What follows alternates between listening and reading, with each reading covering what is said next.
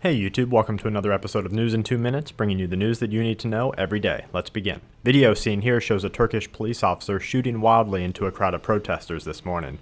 Demonstrators are seen attempting to revive the victim, while others violently call to both the police and bystanders for help. Authorities across many parts of the nation continued their advance on protesters this morning as record numbers continue to turn against the government in what is still being called the Turkish uprising. This month will mark the 39th summit of the Group of Eight, a meeting of what many see as the world's most powerful and/or dangerous leaders. Firms across London began warning their staff of violent protests and have added security as Ireland announced that it will enforce protection for visiting dignitaries with over 8,000 military members and 3 weapons-capable surveillance drones. A talking point for this year's summit will undoubtedly be handling practices for global unrest as violent protests continue to threaten nations across the globe.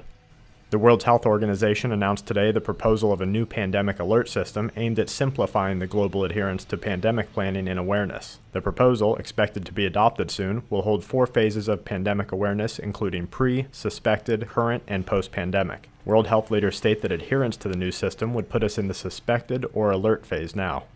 Groundwater tables have dropped to record levels as a severe drought grips many in China, forcing the world's most populous nation to ration water.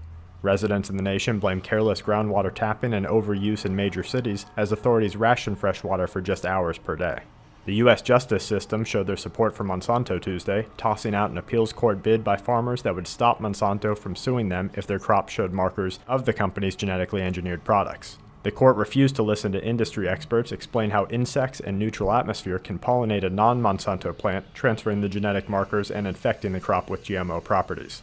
A heavy water nuclear reactor came one step closer to completion this week as Israel's intelligence minister said that Iran was very close to reaching the red line that Israel has imposed on military action. The minister went on to say that Iran would reach this red line in the coming weeks. And to wrap things up, thousands of angry protesters lined the streets of Yemen today as the summer of global unrest continues. Saudi Arabia announced another death in its fight against MERS, and the journalist that broke the story on the U.S. spying program PRISM said that new and significant information would be released soon. And that's it for today's News in 2 Minutes. Check back tomorrow for more news that the aware need the most. This week's News in 2 Minutes is brought to you by SQMetals.com, where you'll find great deals on gold, silver, platinum, and coins from reliable people who care. Visit SQMetals.com today.